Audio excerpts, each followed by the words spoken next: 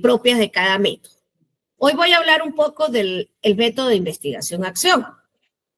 Ese es el otro método que a veces pues selecciona mucho en algunos contextos de las tesis doctorales. Siempre han tendido el doctorado a buscar investigación-acción algunos participantes del doctorado en el convenio con Colombia. Otros se quedan solo con investigación cualitativa desde el método fenomenológico. Pero la investigación-acción, pues como es un método atrayente para dar oportunidad a presentar propuestas, ponerlas en acción y en esa acción generar teoría desde la reflexión. Entonces, es un método que tiene una perspectiva comunitaria desde la visión de la acción. ¿Por qué es comunitaria? Porque entre todos los actores se va identificando las situaciones problemas y a partir de las situaciones problemas se genera la propuesta. La perspectiva que abriga al método de investigación-acción es la perspectiva sociocrítica, no la interpretativa, ¿ven? Es la sociocrítica, porque vamos a hacer reflexión dentro de la acción en el problema que se identifique en ese contexto. He allí la diferencia de este método y la importancia, relevancia que tiene este método. Siempre en reunión, los participantes exponen sus ideas sobre cierto tópico que se vaya a trabajar, a desarrollar, que interese en esa investigación, y a partir de allí el investigador recoge los datos, conforma su diagnóstico y devela el problema.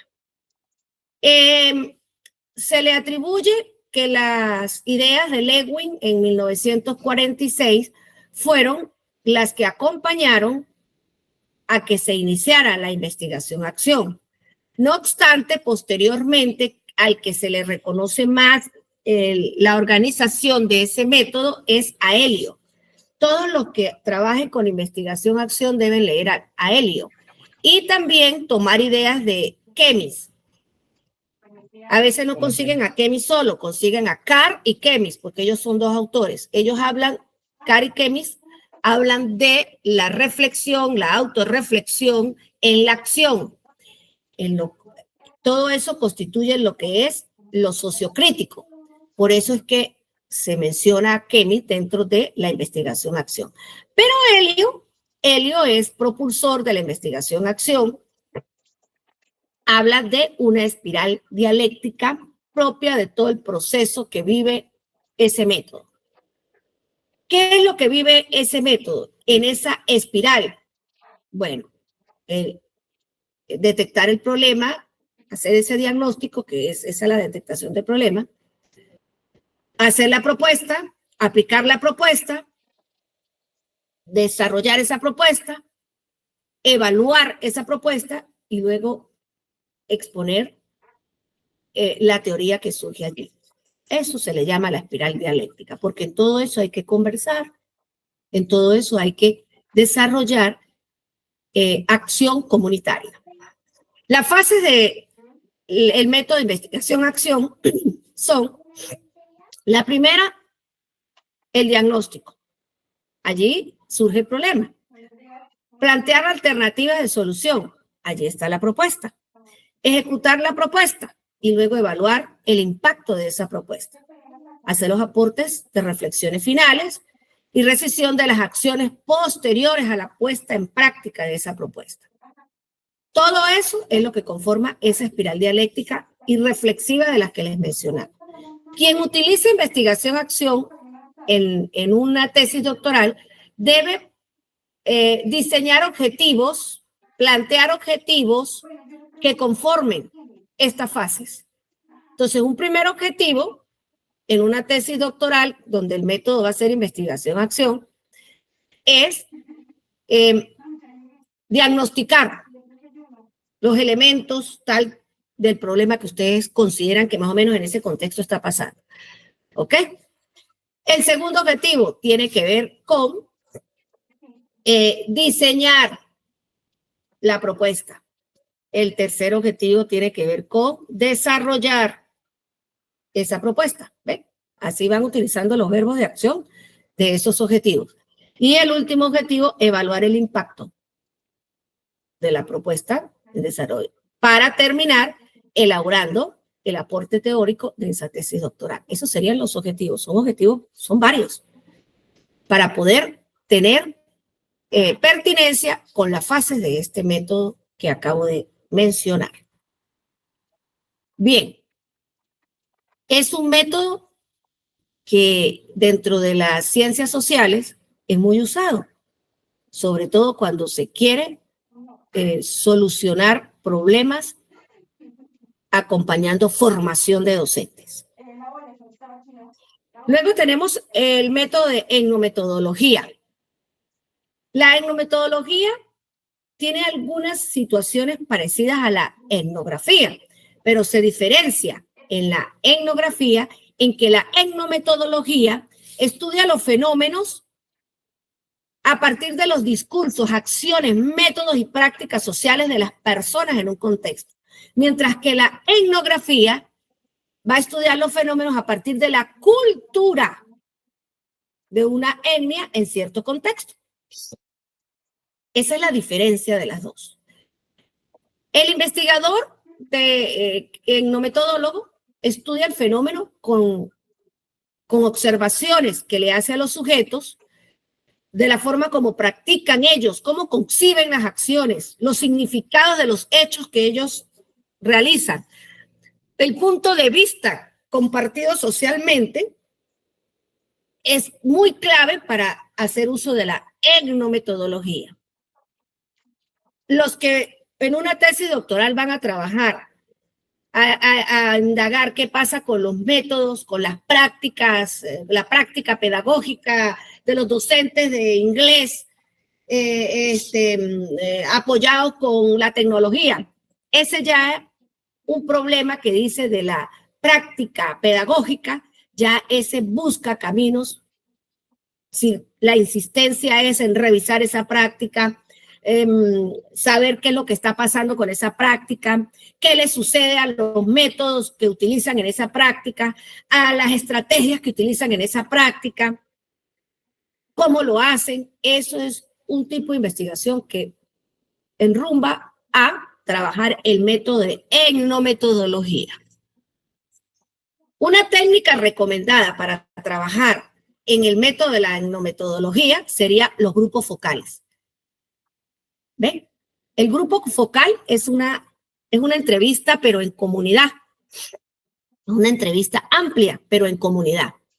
Y utiliza unas preguntas que son como las iniciadoras de la conversación que el etnometodólogo utiliza. Reúne a las personas, actores de ese proceso que quiere trabajar, conversa con ellas a partir de una serie de preguntas que va iniciando en su discurso, no que se lo va haciendo a ellos, sino genera preguntas en su discurso de los sujetos empiecen a conversar. Alguien debe fungir como secretario de ese grupo focal para poder recoger las ideas. Bien. No es, el grupo focal no es que usted le hace preguntas a cada uno, no. Genera a través de las preguntas un discurso. Por eso el etnometodólogo debe ser un conocedor del tema, propiciador de un discurso que conoce, porque si no, ¿cómo desarrolla ese grupo focal? También otra técnica que apoya la etnometodología, pues sería la observación directa, porque tiene que ir al contexto, prepara un guión y observa los métodos, acciones, la práctica social que esos sujetos desarrollan en ese contexto. Se originan conversaciones partiendo de puntos de vista de esos sujetos, de las creencias, de los patrones, de sus metodologías, de la visión que tienen de ese fenómeno. El segundo, pues, el guión de observación valora esa actuación de esas prácticas, de esos métodos y de esas técnicas. ¿Quién es el papá ¿O quién es el precursor de la etnometodología? Garfunkel. Y él es un sociólogo. Por tanto, todo lo que mencionó, proyectó, desarrolló con la etnometodología está sobre la base de la sociología. Vamos a ver aquí una cosa, porque escuché por aquí, ajá, para admitir a esta, ya. Bien, seguimos entonces. Las fases, encontrar las fases del método de la etnometodología, pues no es muy fácil en la literatura. No lo van a conseguir así tan como lo que les presento acá.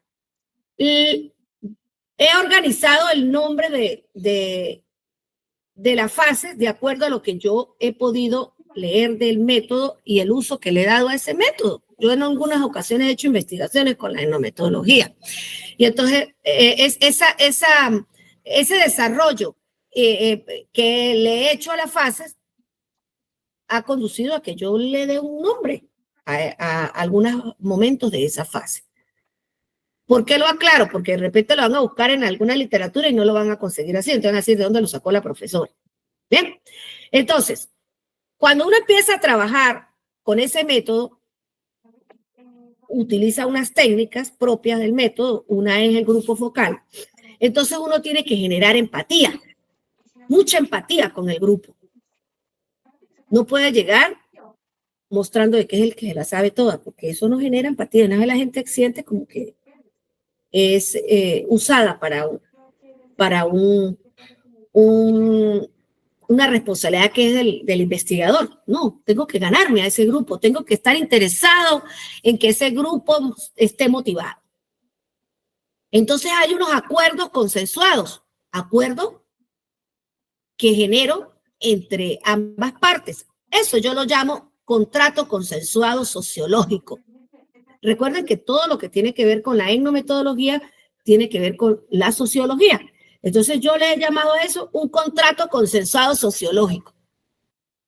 Acuerdo con ellos cómo ese grupo focal se va a desarrollar, lo explico, las normas que vamos a seguir, identifico al secretario, tengo también el apoyo tecnológico de grabar todo lo que allí se desarrolla en ese grupo focal. Entonces, se llama esa primera fase, se llama el contrato consensuado sociológico. Hay una interacción social con los informantes y se obtienen datos. Esos son los primeros datos que yo obtengo como investigador. Y busco allí esa segunda parte que se llama dato idealizado. ¿Por qué lo llamo yo dato idealizado?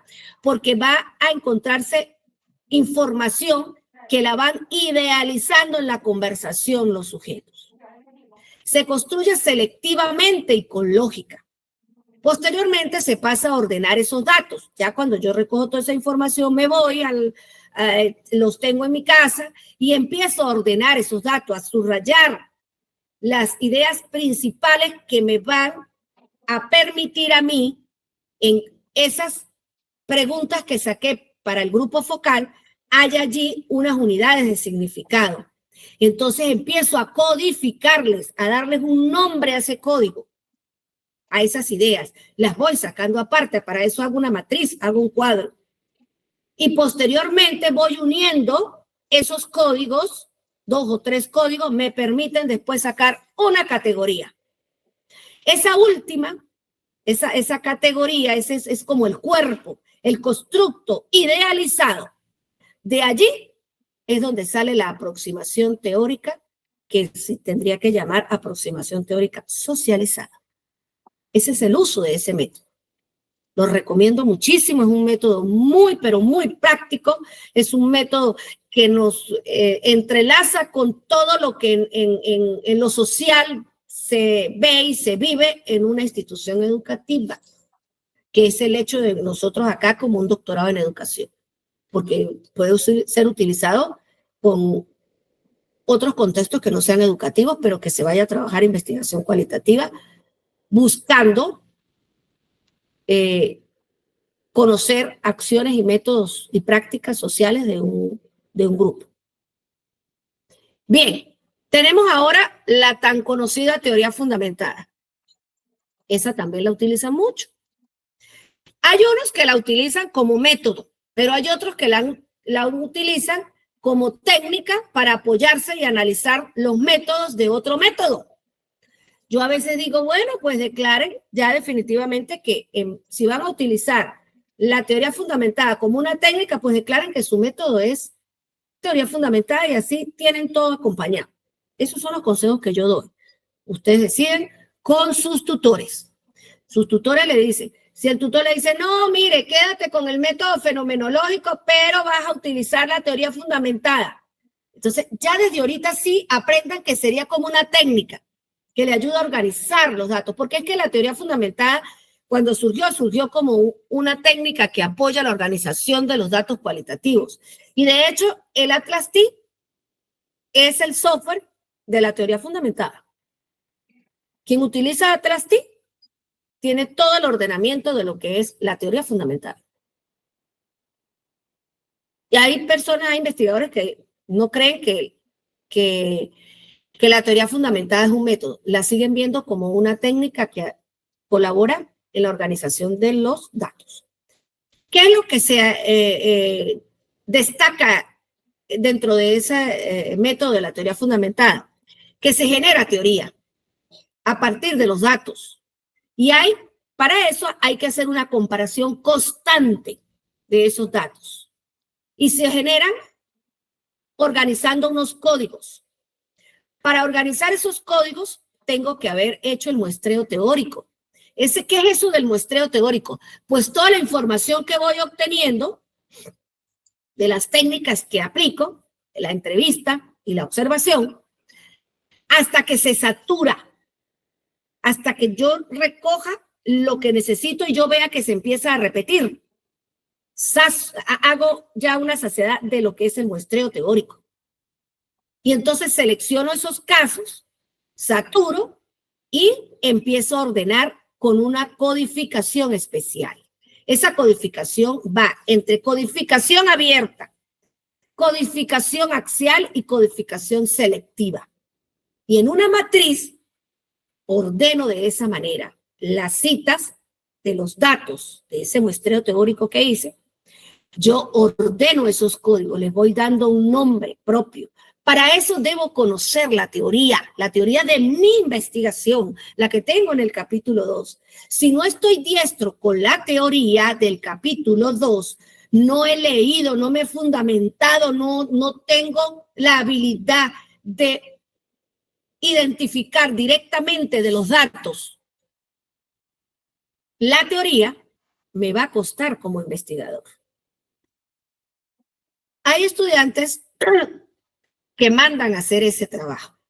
Le pagan a las personas que son conocedoras del software de Atlas T y les entregan el ordenamiento ya, el cuadro donde están todas esas codificaciones que les estoy mencionando, la selectiva, la abierta, la selectiva, la abierta, la axial y la selectiva. Y les entregan todas las citas ordenadas, más no le entregan el análisis y el contraste que con la teoría deben hacer. La persona que utiliza el Atlas T debe ser conocedora de la temática también, porque si no le entrega los datos en frío y le coloca nombres a esas codificaciones que se alejan de lo que en la teoría está. Siempre la persona que manda hacer el análisis en Atlas T tiene que estar pendiente de esa persona que le va a hacer el análisis. Porque quien le coloca los nombres a esos códigos es el investigador, porque es el que conoce la teoría de esa temática que ustedes están tratando. Si ustedes dejan que se la coloquen los demás, a veces le colocan nombres que ustedes no saben. Y si son personas que no saben nada de educación, pues, ¿qué nombre le van a poner a esos códigos? Entonces, eso no es que todo el mundo sabe trabajar eso. No es que a todo el mundo le van a mandar a hacer eso porque digo, no, pues venga, aquí hay un tutorial y yo le hago eso y se lo entrego ahí. No.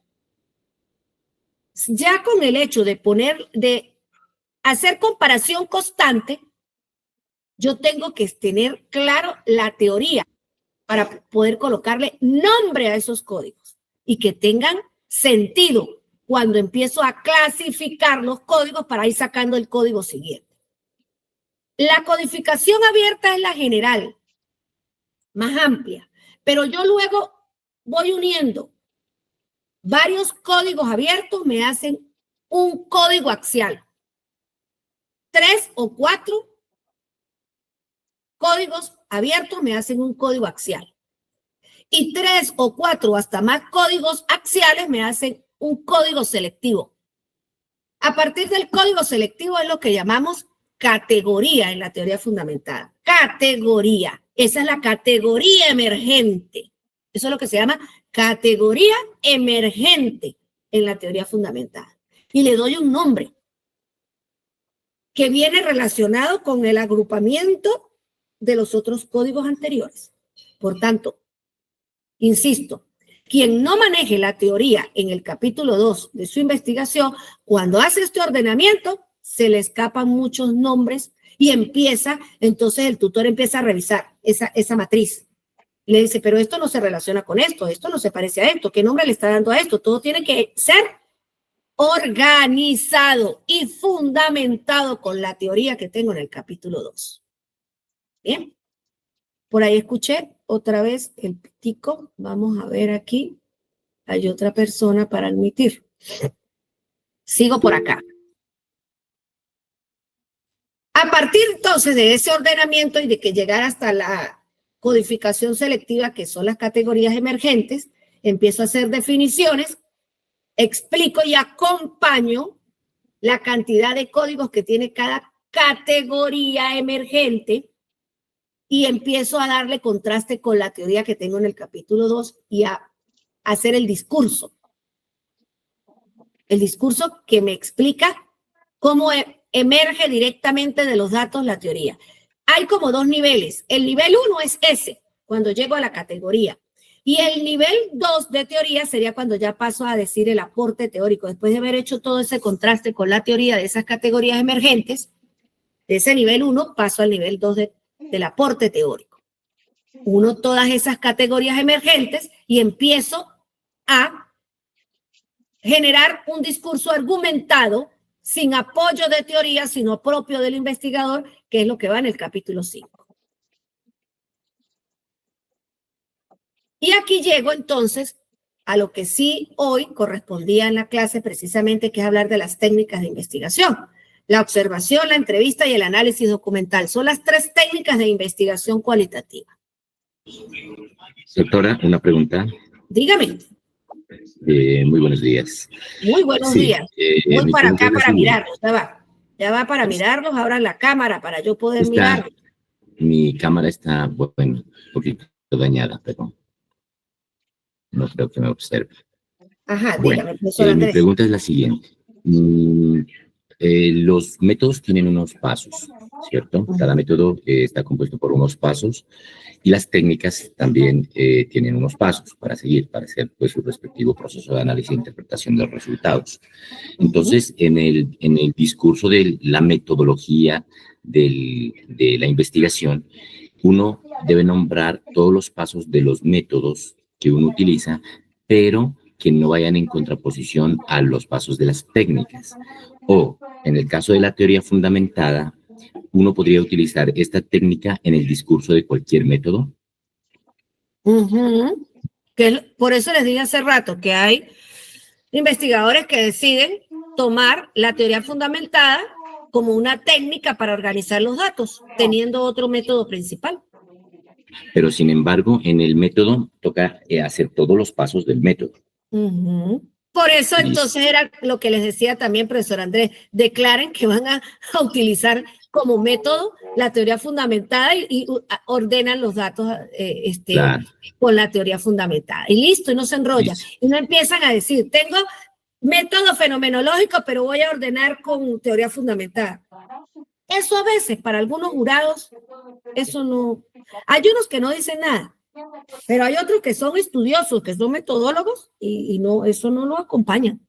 Dicen, bueno, usted utilizó el método fenomenológico, usted hace un análisis categorial, que lo hacen todas las investigaciones cualitativas. Todas van a hacer análisis de categoría, pero el método fenomenológico tiene unas fases propias del método y usted las tiene que llevar.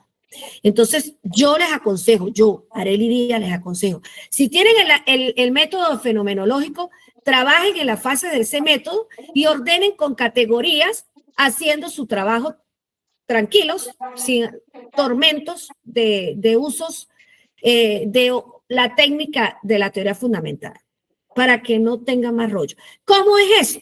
Bueno, ahorita voy a mostrar unas láminas de cómo hacer el ordenamiento sin estar enfrascado diciendo que es software Atlas-TI, que es in vivo, que no, sino aprender el primer pinino de entendimiento de cómo ordenar con categorías para llegar a una categoría, del código a la categoría, sin tener ese trauma de que tengo que utilizar un software, porque si no, a veces el software se usa por rapidez del tiempo, porque eso me aligera y me descarga, y toda la gente cree a veces cuando no lo sabe usar, dice, no, pues que yo le pago a Arely Díaz y Arely Díaz agarró y me hizo eso, me va a entregar todo listo a la tesis. No.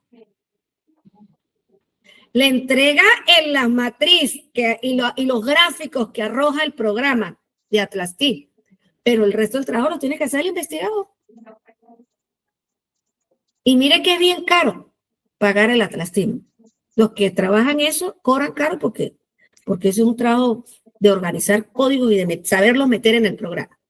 Pero eso también se hace a pie. Eso también se hace con matriz, que lleva un poquito más de tiempo y requiere de una dedicación más del investigador. Pues sí. Hay que sentarse todos los días y hay que leer teoría y aprender a organizar en esas matrices. Pero sí se puede hacer a pie, tranquilamente. ¿Bien? Es como cuando estamos aprendiendo a sumar. Ya, déjeme terminar la idea, por favor. Es como cuando estamos aprendiendo a sumar y enseñamos a los niños a que las unidades, de manera concreta, tienen un valor. La unidad soy yo. La unidad puede ser una caraotica. La unidad puede ser un lápiz. Y cuando yo uno varias unidades, puedo hacer un conteo y llego a otro total. Eso es una suma abreviada. ¿Ven? Pero entonces después ellos ven que hay una calculadora y la calculadora, reconociendo el símbolo del número, lo buscan y hacen la operación de manera rápida. Pero si primero se les explicó la suma de manera concreta, con operaciones concretas, el niño entiende qué es lo que hace la calculadora. Que me ahorra el tiempo, sí, y me hace más rápido. Pero si yo enseño es directo con la calculadora, él nunca tiene el proceso concreto mentalmente, sino se va a lo abstracto ya. Es algo así lo que pasa con ordenar los datos a pie, que llamo yo, y ordenar los datos con Atlas-TI. Dígame, profesora Nelsi. ¿Quería hablar, profesora?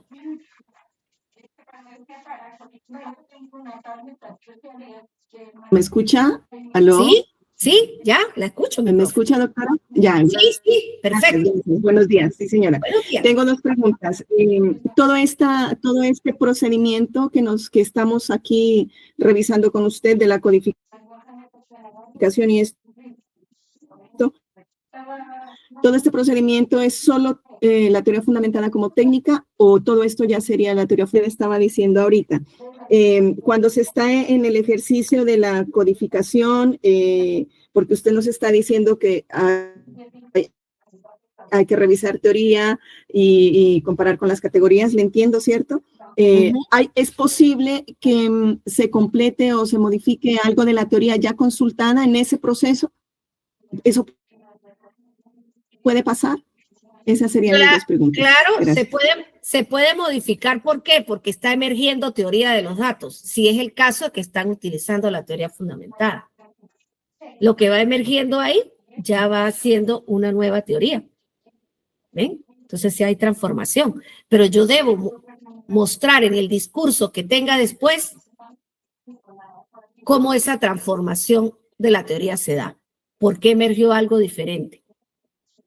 Por eso se llama el método de comparación constante, esa teoría fundamentada. Bien, eso no quiere decir que con los otros métodos yo no haga comparación con la teoría. Claro que sí la hago. Claro que sí hago comparación con la teoría con los otros métodos. Todos los métodos cualitativos interpretan. Todos los métodos comparativos, cualitativos, perdón, comparan. Todos los métodos cualitativos emerge teoría. Todos, todos. Solo que unos tienen una fase para hacerlo y otros tienen otra fase. En el caso de, para darles una diferencia, de un método teoría fundamentada y un método etnográfico,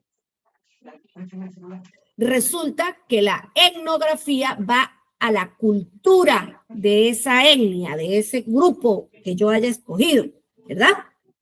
Reviso eso, pero yo con esa etnografía, yo codifico y llego a categorías con una matriz sencilla. Mientras que con la teoría fundamentada, yo emerjo teoría de los datos, pero tengo que organizar código abierto, código axial y código selectivo. Como que detallo más la organización del dato. Bien. En los otros métodos, pues no lo llamo ni categoría abierta, ni categoría axial, ni categoría selectiva. No lo llamo así. Los puedo llamar código, un código abierto primero, ajá. Luego le puedo decir dimensiones y luego le puedo decir subcategorías y luego le puedo decir categorías. ¿Ves? Es el discurso va manejándose diferente. Le puedo también llamar código, luego puedo decir propiedades de ese código, que son las características del código. Señalo algunas características, eso me lo va anunciando la teoría. Por eso es que debo ser conocedor del capítulo 2 y de allí la insistencia de los tutores cuando le dicen arregle su capítulo 2, agrande su capítulo 2, lea todos los días, porque usted como doctor se viste de doctor porque conoce teoría. Entonces, si usted no maneja la teoría, cuando está trabajando sus datos, usted tiene falencias, usted tiene caídas, porque no, ¿qué nombre le pongo a esto? Ay, ¿esto cómo que será? O sea, no las veo tan rápido como cuando tengo el dominio de la teoría. Bien, ¿ha contestado un poco la pregunta que hizo, profesora, o no? ¿O no contesté?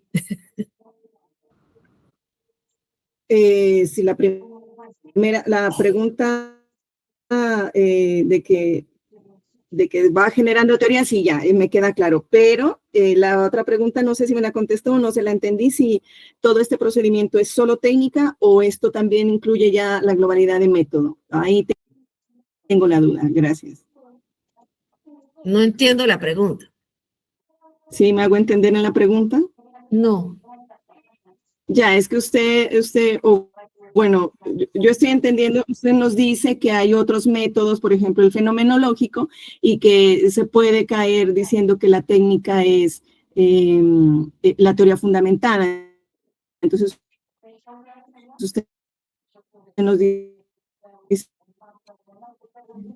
que una sugerencia es igualar el método con la técnica. Entonces, ahí es que va mi pregunta, si en toda esta descripción estamos hablando de la teoría fundamentada como método o la teoría fundamentada como técnica, o es lo mismo, para, no sé si yo estoy entendiendo mal. Ajá, lo que expliqué ¿sí me es... entender? Ya. Lo que expliqué es la teoría fundamentada como método.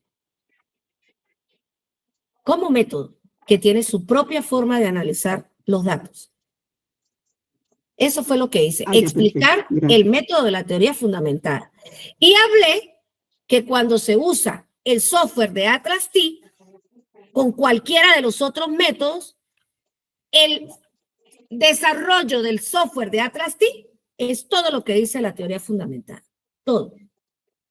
Y les dije que cuál es la diferencia de trabajar con el software de ATLAS-T o de hacer los datos a pie.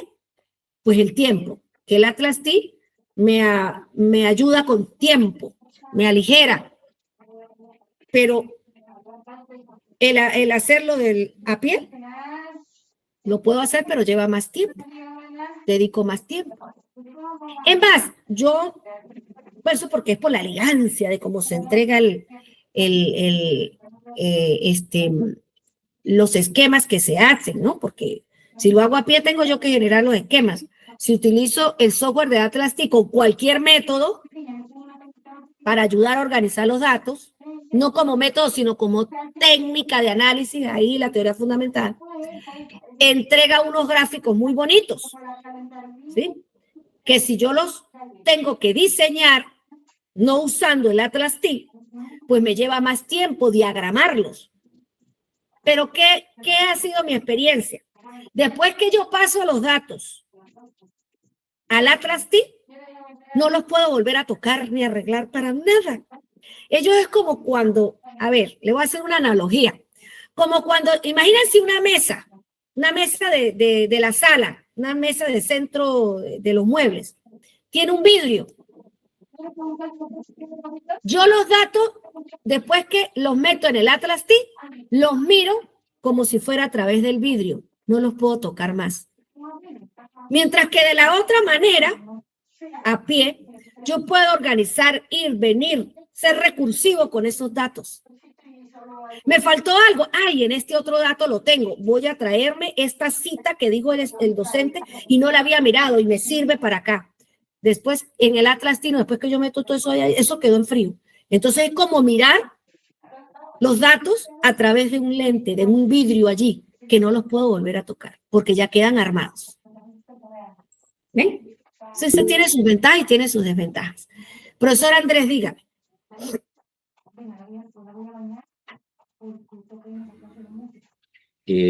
Ahorita que pasó usted a las técnicas de investigación, el contraste de la codificación selectiva ya en la triangulación de los resultados va con el análisis documental o la observación, dependiendo de las técnicas que uno utilice para la investigación. Ahorita hablamos de triangulación. Espérense, porque ni siquiera he terminado de hablar de las técnicas. Estoy empezando a hablar de las técnicas, profesor Andrés. Ahorita hablamos un poquito de triangulación, ¿ok? Para generar un poco más de aclaración en eso que usted me está preguntando. Voy para las láminas otra vez.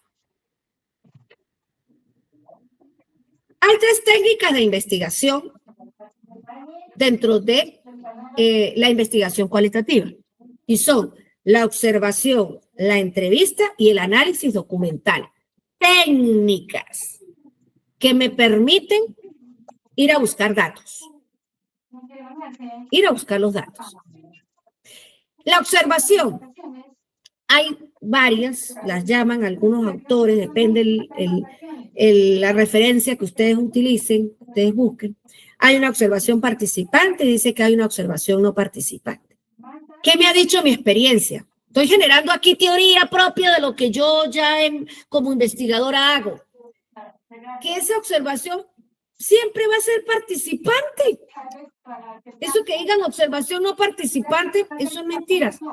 Si antes, cuando no había apoyo tecnológico, uno se metía al aula y llevaba el guión y uno iba escribiendo, observando todo lo que hacían y no hablaba uno nada. Uno se colocaba en una parte de atrás del salón y uno iba, como cuando uno supervisa, los que tienen responsabilidad de ser rectores.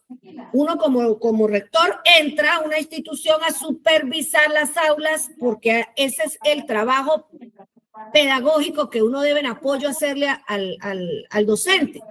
A veces le dan esa responsabilidad a los coordinadores que trabajan la parte pedagógica, pero esa es, dentro de la ley, es una responsabilidad propia del rector. Entonces, cuando uno entra a las aulas, como rector, uno entra a observar. Pero en ese caso uno entra a observar para evaluar el trabajo del docente. Mientras que como investigador, uno entra a observar para tomar los datos y no va a evaluar ni va a hacer juicios, sino obtiene los datos. Entonces, cuando no había apoyo de la tecnología, uno llegaba y uno copiaba con el guión y copiaba todo lo que estaban haciendo porque iba siguiendo el guión. El guión tiene unos criterios para observar que uno organiza. La técnica de la observación y el guión es el instrumento. En el instrumento, en el guión, uno saca unos criterios propios de lo que ha ordenado en la unidad de análisis del protocolo, ¿verdad? Los que ya pasaron por hacer el protocolo para que les validara los instrumentos, se ubican en el discurso de lo que estoy diciendo. Entonces, esos aspectos yo los iba siguiendo, calladito uno atrás en el salón, no dice nada. Y llevaba toda esa información para luego llegar a la casa a ordenar en códigos. Bien, ahora no. Ahora la tecnología me permite que yo grabe la clase, que yo lleve y grabe la clase y me lleve el video y me llegue a la casa con el video de unos 30, 35, máximo 40 minutos de grabación, y yo agarre el guión y empiece con el video a ubicar lo que necesito en el guión, la información. Y eso me permite que repita el video cuantas veces yo lo necesite para sacar la información. Mientras que cuando estaba en presencialidad, lo que tomé, porque la docente no iba a repetir la clase para ser idéntica a los datos que yo necesitara tomar. Entonces, ¿qué quiero contar con esto? Que eso de participante y no participante, pues yo no sé hasta dónde. Para mí, en mi experiencia, siempre soy participante porque entro al escenario y comparto. El puro hecho de yo entrar ya al aula y grabar, eso inquieta al docente, eso inquieta a los niños. Los primeros minutos ellos se sienten observados. Y no sé por qué, pero sucede que el sujeto que está haciendo de informante, pues siente nervios porque ve la cámara, porque lo están grabando. Pero también siente nervios cuando uno está tomando atrás los datos y uno está haciendo una observación sin apoyo de tecnología. Y los niños se le acercan a uno y le preguntan cosas. ¿Y usted a qué vino? ¿Qué está haciendo? ¿Qué está copiando ahí? Entonces uno termina siendo participante en la observación. Eso de que yo no soy participante es porque no emito juicios, porque no paro la clase y le digo a la profesora, no, mire, eso que usted está haciendo ahí, desde mi experiencia creo que no es. No, usted se queda callado porque usted está tomando los datos puros cristalinos e inéditos como el dato tiene que salir. Ahí es donde se usa la ética del investigador. Soy neutral en ese dato, me lo llevo tal cual, porque ese dato, así como la docente esté desarrollando su clase, y a mí me interesaba observar las estrategias que utiliza para la enseñanza del inglés, o de las estrategias que utiliza para promover la lectura crítica. Entonces yo tengo que tomar los datos. Eso está descargado, como los está desarrollando esa docente. La estrategia tal cual. Está haciendo desconcentrar. Tomo nota de eso. Si estoy grabando a clase, pues cuando tenga la grabación en mi casa, pues yo tengo que transcribir con esos criterios que tengo en el guión, transcribir tal cual como está sucediendo, no lo puedo cambiar. Por eso de participante o no participante, yo a veces ya digo que todos somos participantes ahí. En silencio o no silencio, estoy entrando al aula, ya estoy participando con mi presencia. Bien, luego tengo la entrevista como técnica. En la entrevista hay entrevista estructurada y no estructurada. Una entrevista estructurada es porque yo llevo una serie, en el guión que preparo, llevo una serie de preguntas con las cuales parto a conversar. Pero a veces esas respuestas que genera el entrevistado me hace que me surjan otras preguntas que a veces no tengo en el guión. Entonces eso de no estructurado yo creo que a veces no. O sea, eso también pasa como con la técnica de observación, que participante o no participante. La entrevista siempre va a llevar una estructura por la que yo parto a conversar con ese sujeto. Que me surgen otras preguntas para yo terminar de sacar el dato. Sí, y son válidas y las tengo que después transcribir cuando yo pase esa información.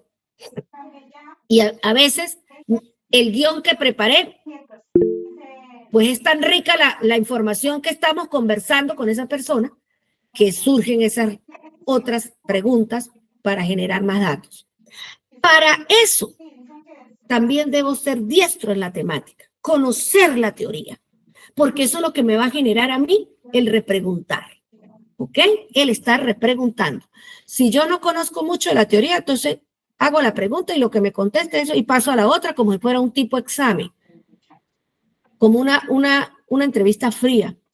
Si ustedes ven a los periodistas hacen entrevistas estructuradas, pero conversan con el entrevistado y generan preguntas tras la respuesta que da ese entrevistado. A ver, alguien me está levantando por acá la mano. A ver, profesora Yolanda, dígame. Buenos días, profesora. Espero se encuentre muy bien. Amén. Bien. Bueno, profe, aquí hablamos sobre la entrevista, la técnica. Yo, mi método es etnográfico, de la investigación, y la entrevista tengo la semiestructurada allí. Entonces, con estructurada y semiestructurada, ¿cuál sería la diferencia o son las mismas? Me queda la duda. Habla. Pues eso es lo que estoy hablando, profesora, que yo no le encuentro diferencia. Ese es el ejemplo que le estoy diciendo, ¿sí? Que no encuentro diferencia. O sea, todas van estructuradas, todas. No, ¿cómo diría yo que llevo una que es semi estructurada? Mentiras, todas van estructuradas. Porque yo parto a conversar con una estructura de un guión. Entonces, todas las van estructuradas. Esa es mi experiencia como investigadora. Esa es mi experiencia. Semiestructurada es porque tengo 3 preguntas. Y en las 3 preguntas, cuando converso, genero otras. Eso sería lo semiestructurado. Pero díganme ustedes, los que ya han pasado por validación, si ustedes les han validado un guión de entrevista con 3 preguntas. ¿Algunos les han validado con 3 preguntas? No, la mía tiene 10 y más. Ajá. Porque puede surgir. Y le va a agrandar, ¿no? Y se le va a agrandar. 10 no, usted va a tener más de 10. En la conversación van a salir otras preguntas que se generan de las respuestas. Entonces, todas van estructuradas. Las entrevistas, en su gran mayoría, van estructuradas. Y entre más preguntas usted lleve, mejor. Mejor. No les dé miedo llevar bastantes preguntas. Pueden hacer entonces la entrevista en varias sesiones.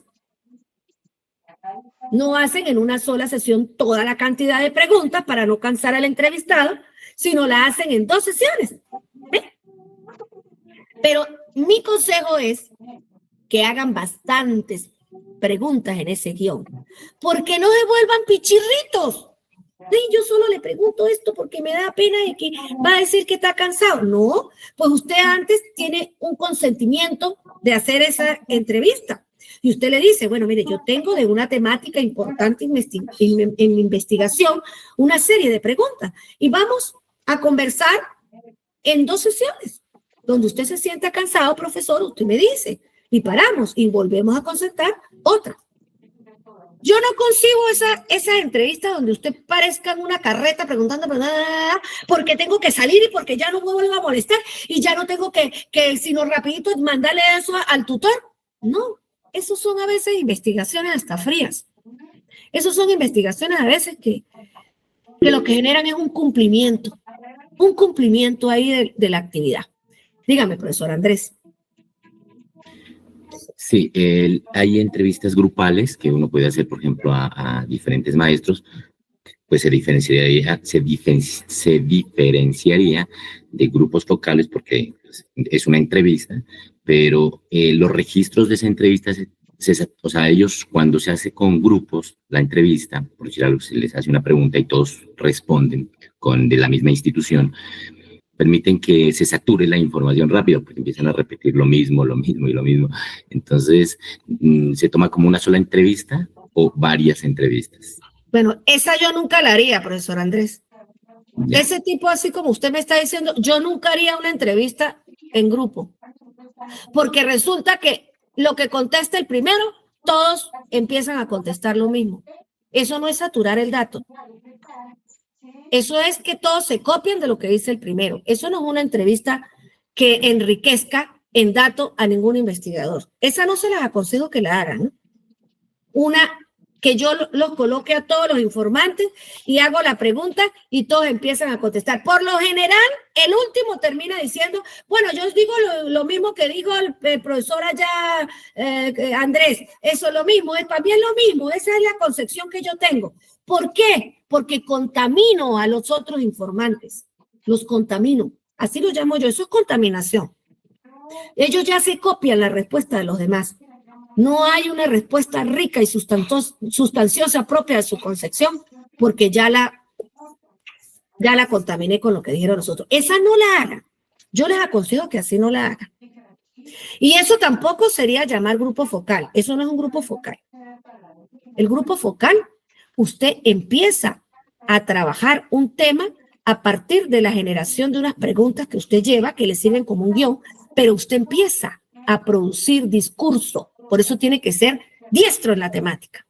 Por ahí hay muchas confusiones. La gente se la pasa inventando y trastocando la esencia de las técnicas.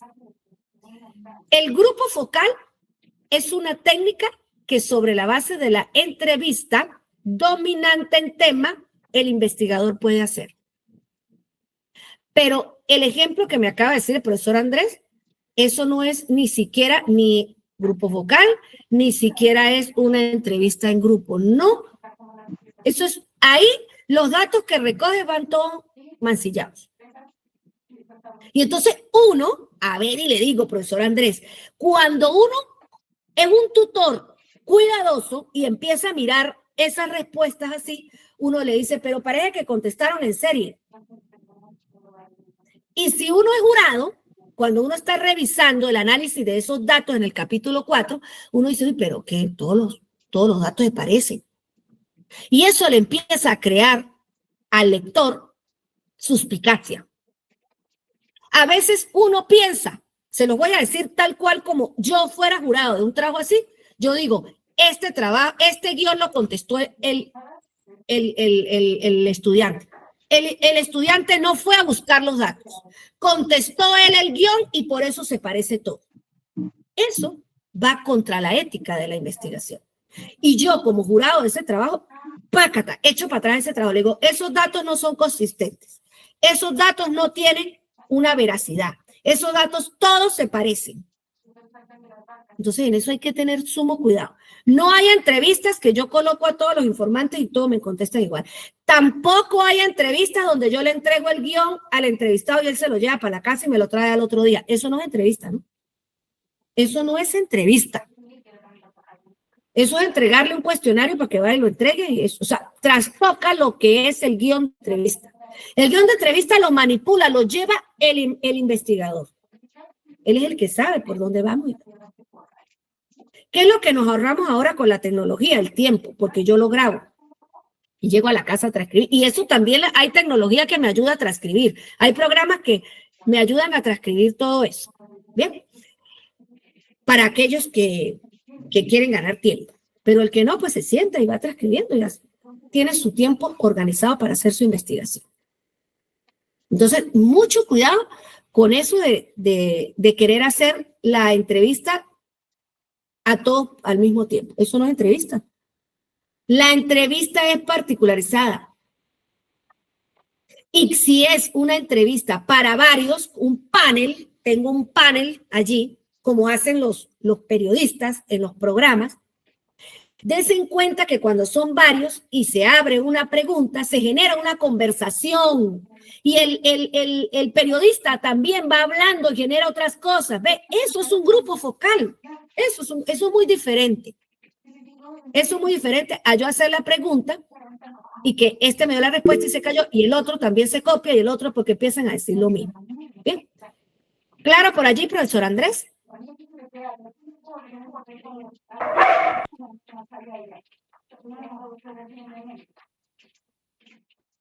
Claro, profesor Andrés. Sí, le dijo el perro. Perdón. Es que él escuchó que ladró el perro y seguro cerró el micrófono para eso, para que no estuviera el perro. Ok, dígame, profesora Nelson.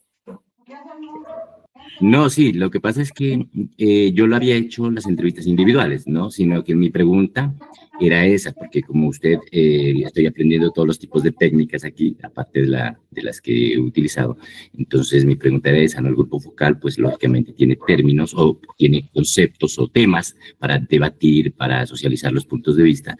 Y en este caso, por ejemplo, las entrevistas, porque precisamente en eso estaba pensando, ¿no? Por ejemplo, se hace una pregunta y ellos, o sea, uno no puede hacer eso porque los colegios son diferentes, donde uno va, pues no podría reunirlo, es más fácil ir a cada colegio.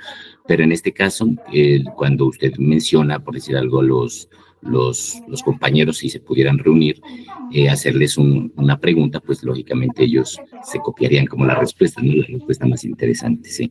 Sí. No, pero sí, las entrevistas individualizadas, lógicamente, es la que nos permiten hacer, porque igual los profesores son de diferentes instituciones y no se podría, es más fácil ir a las instituciones que reunirlos. Sí. Es más, yo ni siquiera voy, cuando yo soy investigadora, yo no voy a hacer la entrevista a las instituciones. Yo he tenido siempre la empatía y saco al entrevistado de ese escenario. Miren qué rico proporciona datos cuando no está en la institución. Cuando él está en la institución, a veces le dice a uno las cosas por temor, disfrazadas, y porque está en su sitio de trabajo, y porque él se inhibe de hablar, y porque él necesita seguir trabajando y entonces siente que usted está llegando a quitarle el tiempo. Yo siempre le digo, a ver, mi profe, cuéntame una cosa, ¿qué día podemos reunirnos? Yo hasta los llevo a una cafetería, les compro un café, les doy una pastica, una tortica, alguna cosa, empiezo a generar con él una conversa que lo llevo a un nivel emocional donde él empieza a fluir las respuestas como un regalo para mi investigación. Y no como un compromiso y el temor de que, ¿qué digo? Pues si yo estoy aquí en la institución y vino a ver y el rector sabe que estoy dando información porque a él ya le pidió permiso el rector y todo eso. O sea, todos esos factores climáticos de gestión influyen en las respuestas que nos dan a veces los docentes. Pero bueno, ustedes cada quien lo hace como puede, porque a veces pues si no pueden sacar a ese docente de la institución en otro espacio, en otra hora, bueno, pero mi experiencia siempre ha sido más rica ahí. ¿Dónde sí me debo quedar? En la institución. Me debo quedar cuando voy a hacer observación, porque es en ese escenario que tengo que tomar los datos. E incluso cuando yo le aviso a ese docente que lo voy a ir a observar, él se prepara. Él prepara una clase muy perfectica para que yo me lleve la impresión de que todo ahí es perfecto. Pero cuando yo conozco de la temática que voy a investigar, pues uno después se da cuenta de lo que pasa ahí, cuál es la realidad. Dígame, profesora Nelson. Sí, profe, yo tengo esta inquietud. En esta diferenciación entre las preguntas elaboradas, digamos, para la entrevista como para el grupo focal, usted decía, no nos dé miedo elaborar muchas preguntas, ¿no? Suficientes preguntas. ¿Ese mismo concepto o consejo aplica para el grupo focal y para la entrevista? ¿O el grupo focal pudiera ser que se cuide más las preguntas o no? ¿O eso aplica para las dos formas de recolectar información? Para las dos formas, mi profe. Para las dos formas. Tanto para el grupo focal, que es una entrevista también, pero más amplia, ¿ok? Como para una entrevista personal. No les dé miedo porque, mire, es que así ustedes lleven 10 preguntitas, les va a salir más. Les va a salir más. Yo siempre, cuando valido instrumentos, si la validación que me ha llegado es de poquitas preguntas, como uno es conocedor de la temática, experto, porque por eso es que lo buscan, porque es experto en la temática para revisar ese instrumento, yo le amplío. Y le digo después por qué amplié. ¿Cuál fue mi criterio para ampliar esas preguntas? Porque es que a veces se quedan chiquitos con las preguntas y entonces, ¿qué pasa? Que cuando están analizando los datos, preguntas poquitas generan datos poquitos. Entonces ustedes no se salen de ahí y todo fue poquito. Mientras ustedes tienen bastante información, cuando están codificando, tienen tanta información hasta como para tirar para el techo, ¿no? Entonces ustedes pueden decir, oye, tenía bastantes datos que me di la oportunidad de seleccionar cuáles eran buenos e incluso me di la oportunidad de favorecerme con estos datos para otros códigos que me estaban saliendo. O sea, cuando yo tengo abundancia, tengo mejor ordenamiento en el análisis. Cuando yo tengo todo de poquitico, pues se me acaba y no tengo mucha información cuando estoy analizando. Y entonces, así de poquitico, así pregunto y así me responden. Cuando la respuesta del entrevistado es corta, ese dato no me sirve. Ese es un dato genuflexo. Es muy poco.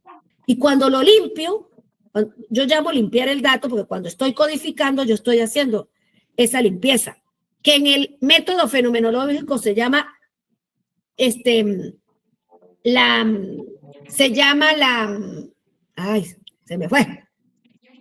reducción fenomenológica.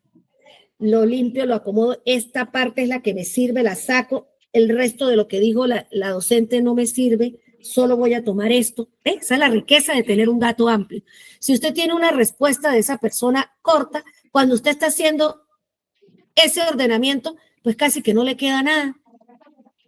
Casi que no le queda nada. ¿Ven? Por eso las respuestas amplias vienen de una pregunta concisa, precisa, pero que tiene en abundancia en la entrevista. ¿Ok? Bien, ahora voy a pasar a la otra técnica. La técnica de el análisis documental. Para el análisis documental, el instrumento es una ficha de contenido. El análisis documental, como técnica, la utilizo cuando tengo un objetivo en la investigación que me permite revisar un documento, una ley, el programa, aquellos que dicen indagar o no, indagar no es ahí el verbo. Ahí sería establecer en el programa de educación básica la pertinencia con el acoso escolar. Entonces ya sé que voy a revisar el programa. Ahí me sale en ese objetivo el análisis documental. Entonces tengo que preparar una ficha de contenido, que es el instrumento. En esa ficha de contenido yo debo sopesar allí unos aspectos por los cuales me voy a guiar para revisar ese programa. ¿Cómo me ayudo? Pues porque los programas tienen una estructura y de esa estructura yo voy sacando los aspectos en esa ficha de contenido. Y esa me la tiene que revisar también el validador de los instrumentos para ver si los aspectos que escogí en la ficha de contenido tienen pertinencia con el instrumento, con el documento que yo voy a analizar, que yo voy a revisar, que yo voy a establecer allí lo que necesito para la temática que estoy desarrollando en la investigación. Si es del acoso escolar, voy a ver qué tanto el programa me da para yo trabajar. Si es el programa que hay en Colombia de la ley, no me recuerdo ahorita el nombre de la ley que trabaja el acoso escolar, a ver qué tanto tiene esto allí que me permite trabajar en el aula. Algunas estrategias que me fortalecen lo emocional para que el acoso escolar no se dé. ¿Ven? Entonces, saco en esa ficha de contenido, así se llama el instrumento del análisis documental, ficha de contenido, esos aspectos por el que voy a revisar el documento. ¿Claro por allí? Entonces, 3 técnicas. Observación, su instrumento es el guión de observación. La entrevista, su instrumento es el guión de entrevista, que es una serie de preguntas, que no es cuestionario, son preguntas, porque el cuestionario tiene otra connotación. Hay investigadores cualitativos que hablan de un cuestionario abierto.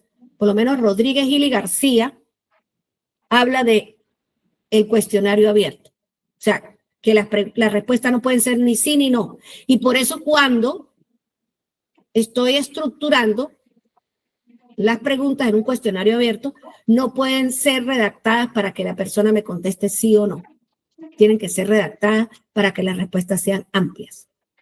Bien, pero esos autores, Rodríguez, Gil y García, en investigación cualitativa, ellos dicen por qué hablan de un cuestionario abierto para una investigación cualitativa. Para que escuchen también esa otra parte, ¿no? Yo les sugiero que siempre hablen de guión de entrevista para que los jurados a veces no se enreden por ahí con lo del cuestionario. Pero sí existe el cuestionario abierto para la investigación cualitativa. Ya les voy a mostrar el libro. Ya les voy a mostrar ahorita el libro. Yo tengo el libro de Rodríguez y García, para que por lo menos conozcan la carátula. Ellos son 3 españoles. Ok, entonces, en esa técnica de análisis documental, yo analizo el documento y recojo otros datos allí. Cuando estoy haciendo entonces la triangulación, que es un criterio de calidad de la investigación cualitativa, esa era la pregunta que me hacía el profesor hace rato, profesor Andrés, creo. Entonces yo ya tengo todos los datos, codifiqué, organicé, contrasté con la teoría, tengo que llegar a la parte de la triangulación. Eso es un apartado solo en el capítulo 4. Triangulación de los datos. Y por lo general, hay varios tipos de triangulación, pero por lo general se utiliza la triangulación de técnicas. Entonces, los datos que me arrojó la observación, los datos que me arrojó la entrevista y los datos que me arrojó el análisis documental, si lo utilicé, porque no todos lo utilizan, eso depende de la investigación de cada quien, lo que necesite. Entonces yo los coloco en una matriz. En una matriz. En la matriz yo coloco lo de la técnica de la observación, lo de la técnica de la entrevista y lo del análisis documental, las categorías que me hayan surgido. La categoría que me hayan surgido. Ya va un momentico. Ya va un momento, mis profes, ya va. Miren, yo estoy dando clase. Todo eso se escucha. Ay, disculpen, pero es que llegó mi nieta y mi hija y entonces hablan elevado y todo eso ustedes lo escuchan. Disculpen.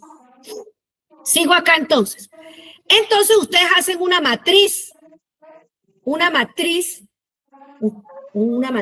cuadro, eso es lo que es una matriz, donde colocan las categorías emergentes de la observación. Esa es una unidad de análisis. Las categorías emergentes de la entrevista. Esa es otra unidad de análisis.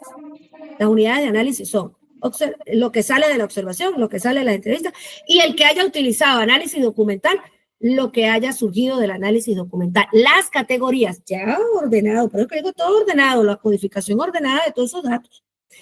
Esos nombres de esas categorías a veces coinciden, se parecen, pero el análisis que le he dado puede tener congruencia o puede tener discrepancia en algunas de las técnicas utilizadas. Eso es lo que se llama triangulación. Cuando yo empiezo a decir en esa matriz, entonces, ¿qué tanta coincidencia hay o qué tanta divergencia hay en los datos que obtuve en cada una de esas técnicas? Eso es lo que es triangulación. Y me armo después de esa matriz, me armo un discurso como investigador donde yo hago en forma de prosa un discurso argumentado allí. ¿Qué es lo que veo que es congruente, que se unió o qué es lo que veo en discrepancia? Por darle, a ver, un ejemplo más claro. En la entrevista, una de las preguntas era que si, ¿cuáles estrategias de enseñanza utiliza para trabajar algoritmos. Se me ocurre a mí ahorita, que es algo que fuera de matemática, porque la temática es la enseñanza del algoritmo. Vamos a decir así, ¿ok? Entonces el profesor dice, bueno, yo utilizo tal y tal y tal estrategia y la desarrollo todos los días y no sé qué más. Y cuando usted lo va a observar en la clase, lo que menos utilizó fue eso. Pero usted tomó nota de la observación de la clase. Utilizó otras cosas, menos las estrategias que le digo que utilizaba cuando lo entrevistó. ¿Eh? Entonces ahí ya hay una discrepancia. Cuando usted analizó esos datos, lo que le digo en la entrevista es una cosa y lo que usted observó fue otra cosa, otra realidad. Por eso ustedes que sigan existiendo los problemas en la enseñanza de ese contenido de matemática del algoritmo. ¿Por qué? Porque resulta que no utilizan las estrategias acordes. ¿Ve? Eso ya es un juicio. Cuando usted empieza a hacer la interpretación de los datos. Empieza a interpretar esos datos y se da cuenta que qué es lo que está pasando. Porque entonces en las pruebas a ver, nunca los estudiantes llegan a obtener la nota, la evaluación correcta o el alcance de esa evaluación idónea. ¿Por qué? Porque es que en realidad lo que se está haciendo en el aula no es para generar lo que se quiere en esas pruebas a ver. ¿Ven? Es ahí donde empieza el discurso a florecer en esa triangulación, porque empiezo a mostrar lo que coincide o lo discrepante. Más claro por allí el profesor Andrés que me había hecho la pregunta, si fue el profesor Andrés, no recuerdo, sobre lo de la triangulación. Sí. Lo que pasa es que estaba hablando prácticamente de la teoría fundamentada. Y entonces, en el aspecto donde ya se hace ya salen las categorías del uno, tanto de la entrevista como de la revisión documental, entonces ahí ya pues lógicamente sale como la teorización, diría yo, ¿no? La base de la teorización. Entonces, sí, esa era la pregunta que yo le estaba pidiendo a usted. Gracias. Ok. Cuando trabajamos teoría fundamentada como método y utilizamos toda esa codificación, solo ordenamos con la teoría fundamentada la observación y la entrevista. El análisis documental no lo utiliza. El análisis documental es una técnica aparte, porque usted va solo a ordenar datos del documento. Eso usted no lo mete dentro de el Atlas-T, pues. Ese no va ahí en el Atlas-T. Los datos, cuando usted usa el software de Atlas-T, solo introduce la observación y la entrevista. Los datos de la observación y la entrevista, no del análisis de documento. Del análisis de documentos es aparte. Es aparte. Pero cuando hace la triangulación, esa fase de la triangulación, usted sí coloca en esa matriz lo que le reportó a la final las categorías emergentes de la unidad de análisis de la observación, de la unidad de análisis de la entrevista y de la unidad de análisis documental, que eso no va en ningún software, esa se hace solita, aparte. Y se establecen unos aspectos estructurantes del documento que haya analizado. Quiero aclarar eso, ¿no? Quiero aclarar eso. Si su método es teoría fundamentada, por lógica, si su método es teoría fundamentada, su análisis va a ser con Atlas-T. Si no utiliza el software de Atlas-T y lo hace a pie, usted va a tener que nombrar codificación en la matriz, codificación abierta, codificación axial y codificación selectiva. Usted las va a tener que nombrar en esa matriz. Y las va a organizar y las va a ir agrupando, ¿sí? Ajá. Pero si tiene un documento, ese no va en esa matriz. El documento se analiza con la técnica de análisis documental y no se mete en esa matriz. Él va aparte. Usted lo relaciona luego en la triangulación. En el capítulo 4, después de usted hacer la introducción y explicar cómo hizo el análisis y empieza a nombrar las unidades hermenéuticas que le salen, y la codificación, los códigos que tiene cada unidad hermenéutica, usted después que hace todo eso y contrasta con la teoría, usted saca ahí en ese capítulo 4 un título que se llama Triangulación de técnicas. Y ahí es donde va esa matriz que les estoy diciendo, donde va lo emergente de la observación, lo emergente de la entrevista y lo emergente del análisis documental. Y hay otra columnita donde usted hace la interpretación, congruencia o divergencia de esa triangulación de fuentes. Porque por eso se llama triangulación. Es un triángulo. E incluso cuando se hace con dos técnicas, a veces hay jurado que le dice, pero usted no, ahí no triangula porque no es tres, porque se supone que la triangulación es de tres fuentes. Entonces, ¿yo qué hago? Como tutora, yo le he dicho a mi estudiante ahí que aflore en el discurso de esa triangulación, aflore como un tercer, para que no digan que nada, el contexto, que hable sobre el contexto y la influencia de ese contexto. Y digo rápido, hay que leerse a Vizquerra, anótenlo por ahí. Vizquerra habla sobre triangulación de la información, sobre la técnica de triangulación de la información. E incluso tiene un triangulito. Y en el triangulito coloca, en cada ángulo del triángulo, coloca las técnicas. ¿Ven? Porque yo les estoy dando aquí a ustedes hoy una clase y estoy hablando de una manera genérica y hay que leer material. Hay que leer información para poder aclarar más todo esto que yo les estoy diciendo y no se queden solo con esta información. ¿Ok? Dígame, profesora Yolanda. A ver, mi profe, sí, yo le agradezco mucho porque la verdad tenía muchas dudas, a pesar de que los jurados pues ya leyeron, la de la semiestructurada fue recomendación de los jurados con algunas observaciones. Igual toca de dejarles porque van a seguir leyendo.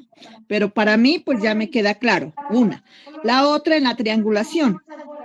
Me queda claro, pues le pregunto, es cuando uno va a triangular las técnicas, es simplemente de lo que mis técnicas son observación participante y entrevista, bueno, estructurada. Listo. Yo voy a hacer la triangulación solo de las dos. Entonces, lo que yo tengo que hacer es sacar las categorías de las dos y mirar qué cosas se encontró, digamos, parecidas y qué cosas no se encontró que son divergentes. Sí, listo. Pero yo no tengo que dar ningún juicio de valor a ellos. Simplemente lo que hago es transcribir tal como lo encontré allí. No, y usted ahí interpreta. Usted ahí interpreta. Interpreto, claro. Pero sin dar ningún juicio a esto. Igual yo tengo que hablar para que haya triangulación del contexto en general. Porque yo le decía acá que hay dos contextos, son dos contextos de dos instituciones, la cual, a pesar que son del mismo territorio, son diferentes, no es lo mismo. Entonces yo puedo hablar de ese contexto y allí estaría triangulando, ya estaría la triangulación. ¿Sí, así es, profe? Sí, así es, mi profe. Bueno, mire, yo ahorita porque no saqué un documento de las tesis que me quedan de los estudiantes para mostrárselos, ¿sí? Pero para la próxima clase voy a tener presente, bueno, y ustedes si no me acuerdan, de mostrarles una matriz de triangulación, porque a veces cuando uno ve, ¿sí? El cerebro capta más y guarda las ideas. Bien, ahorita les estoy hablando y es un abstracto para ustedes. Sí, bueno, mi profe, continúo. Dice capítulo 4. En el capítulo 4 es donde ya voy a hacer el análisis de esta información, de la triangulación que se hizo. Y allí es donde ya voy a seguir dando el análisis. Pues yo estaba pensando y le había dicho al jurado, mire, yo tengo una idea, la triangulación la trabajamos en nuestra cosmovisión Pasto a través del espiral cósmico, que son 3 mundos. Y yo quería utilizar ese diagrama donde es el mundo de abajo, mundo medio, mundo de arriba, y estaría yo dando a conocer, como dice usted, en diagramas, lo que lo hace, bueno, en las TIC, yo lo haría es a pie, como dijo usted. Y daría a conocer todo lo que encontré, incluso con la parte teórica que sería como el equilibrio. Yo daría a conocer la visión de la entrevista, lo que se observó el participante y lo que dicen los teóricos. Eso también pensaba como para ordenar.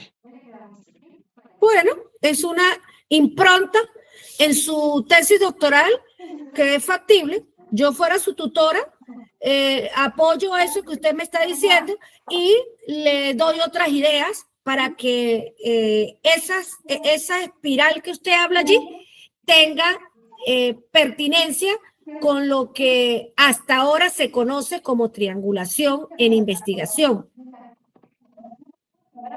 Gracias, profe.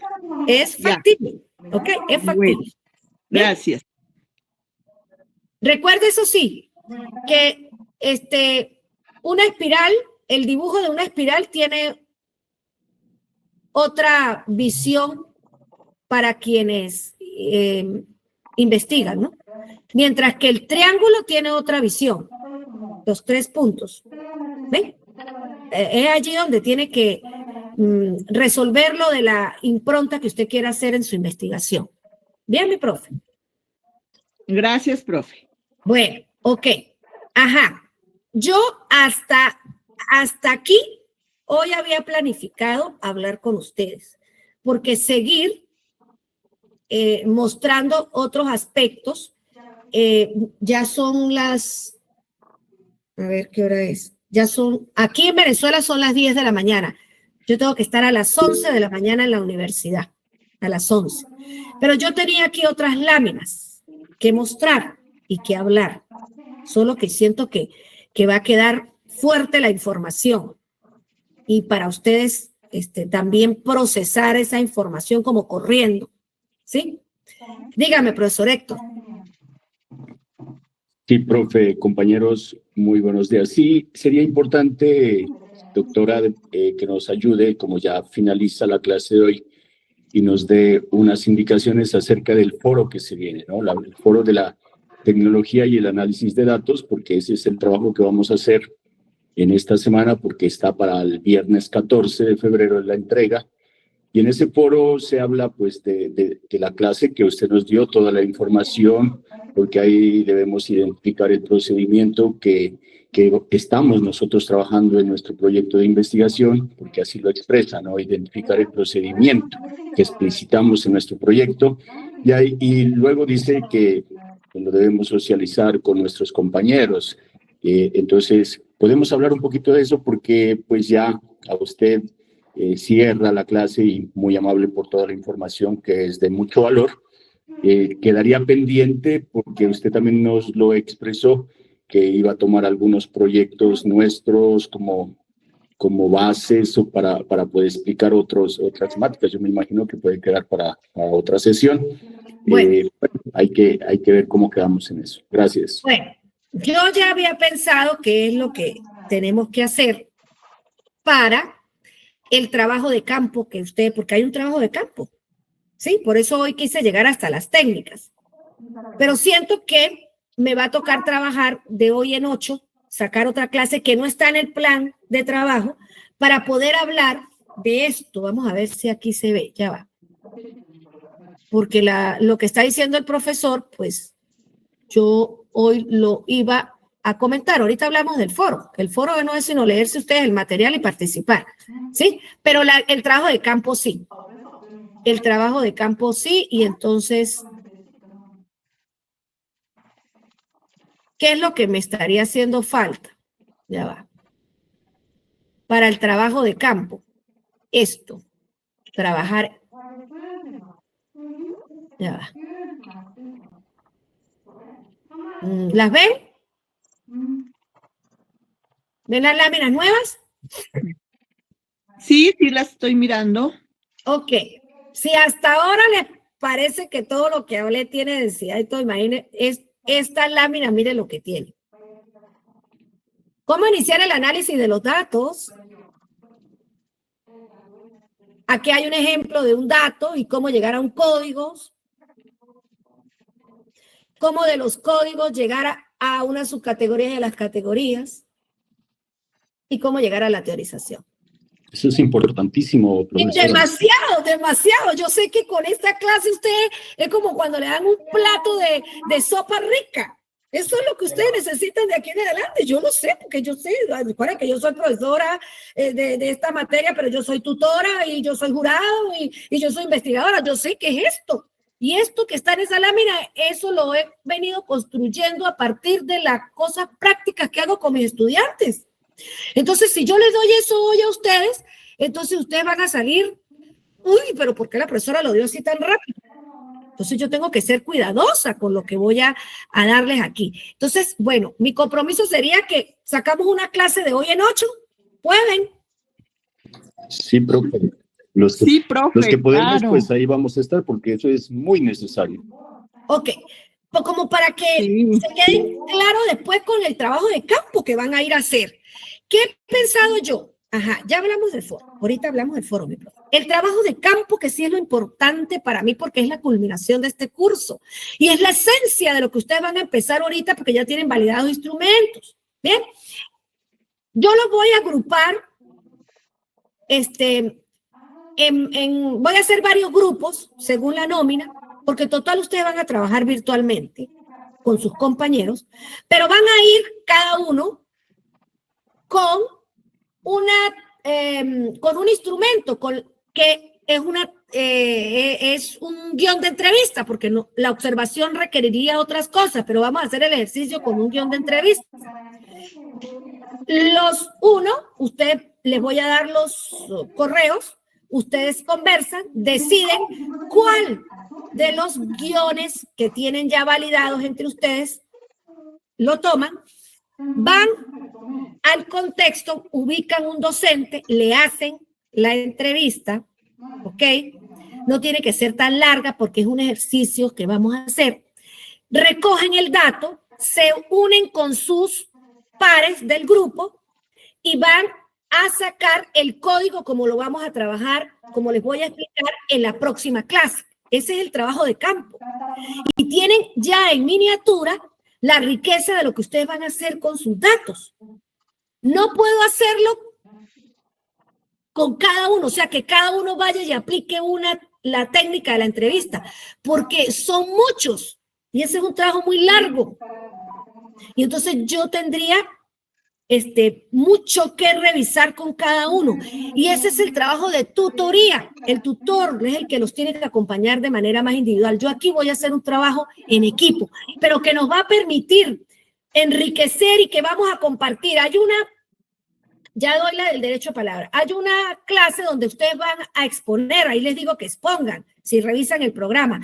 Pero la exposición no es porque tienen que... No, vamos a conversar, cada equipo, cómo les ha ido, qué les pareció, qué hicieron, cuáles son las dudas, y me van a tener a mí para terminar de aclararles. Ustedes van después a sentir que ojalá seminario de investigación fuera de aquí hasta que termine, pero no es así, es un lapso corto y tengo que cerrar. Yo el 28 tengo que cerrar. Entonces, pues sí, todo esto es rápido porque es un mes que nos dan. Es aprendizaje concentrado que se llama en la universidad. Pero ustedes están en la fase donde requieren esa mano amiga en todo momento. Porque quieren aclarar muchas cosas. Entonces, yo no me voy a poner a pasar estas láminas de la categorización hoy para que eso quede así, no. Hago el sacrificio de hoy en 8 y saco la clase, aparto cosas que tengo que hacer de hoy en 8, saco la clase y trabajamos solo esto para que vayan más claros al trabajo de campo. Con el foro, ¿qué vamos a hacer con el foro? El foro van a leer material sobre la temática del foro y van a participar ahí. Hoy dije algunas cositas elementales de la tecnología, del uso de la tecnología. La tecnología nos viene a favorecer muchísimo.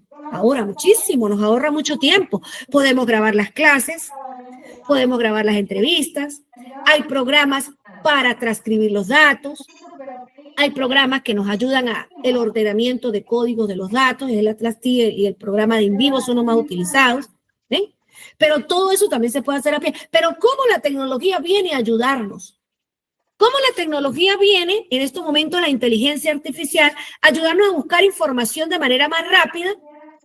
Nos ahorra tiempo, salvando lo que es la ética, sin llegar a consumir todo eso y decir que es nuestro y no decir que fue que lo buscamos en la inteligencia artificial, que eso tiene dueños, que tiene citas allí. Ese es el cuidado que hay que tener con la ética, ¿ok? Pero la tecnología sí nos viene a apoyar muchísimo ahora, muchísimo. Entonces, sobre eso se trata el foro. Quiero que lean material, que busquen artículos. Si yo consigo uno, se los puedo colocar en el aula y les notifico por el grupo. Y ustedes leen y sobre la base de esa lectura dan su opinión en el foro. Y se argumenta el uno con el otro y yo vuelvo y participo con algunos allí. ¿Bien? Esa es la idea del foro. Creo que de eso no hay mucha duda. Es algo parecido a lo que hicimos con el otro foro. ¿Qué es lo que, por qué saco los foros? Ajá, dígame, profesora Yolanda. Dígame. Bueno, profe, en cuanto a lo del trabajo de campo, usted había dicho hace 8 días que buscáramos personas que tengan ojalá el mismo método y una técnica que se aplique. En mi caso, pues yo le había pedido, ya había escrito a mis compañeros de quien tenga el método etnográfico y que por favor se comunicara. Se comunicó una compañera, es Roxana, y habíamos quedado a trabajar con ella. No sé si alguien más esté, porque para que se uniera al grupo, para que nos sirva de verdad lo que vamos a hacer para nuestra investigación. Entonces yo había adelantado como eso, porque nadie más me dijo que tenía el método etnográfico. O sea, Roxana, ella pues dijo que trabajaría conmigo. Sí. Roxana y Yolanda. Y Yolanda, pero les tengo que meter más gente ahí, ¿no? Sí, si hay alguien más del método etnográfico, pues sería buenísimo para que. Diferentemente del método que tengan, lo que vamos a hacer en el trabajo de campo es aplicar la técnica y a organizar el dato. Y la forma como van a codificar les va a servir para cualquier método. Para cualquiera de los métodos, porque voy a hacer un trabajo a pie. No voy a usar ningún software. ¿Ok? Solo voy a enseñarles cómo codificar a pie. Entonces, profe, cualquiera de los métodos les va a servir. ¿Ok? Y como ella me dijo que aplicara el instrumento, pues ya lo apliqué. Lo que me toca es organizar y empezar lo que usted nos diga. Porque a mí sí me gusta como empezar rápido, porque a veces aprovechar el tiempo que uno tiene. Claro, lo que pasa es que le voy a meter más gente en el grupo y todos tienen que traer las respuestas de la entrevista y las respuestas de todas las que van a organizar, profesora Yolanda, no solo la suya. ¿Ve? Bueno, profe, sí, está muy bien. Es en grupo, el trabajo es en grupo. Entonces, la información que buscó, pues guárdela allí para que después la sopese con la de los demás. Porque cuando vamos a codificar, no podemos codificar con un solo instrumento, con la respuesta de un solo instrumento, no. Tenemos que codificar con la respuesta de varios, porque ustedes van a tener varios sujetos y al mismo tiempo se unen las respuestas de varios sujetos. Bien, no lo hacemos uno por uno, no, así no, no, porque sería largo el análisis de un investigador cualitativo, no, así no. ¿Ok? Bueno. Doctora. No importa el método que ustedes tengan cuando yo los organice en equipo.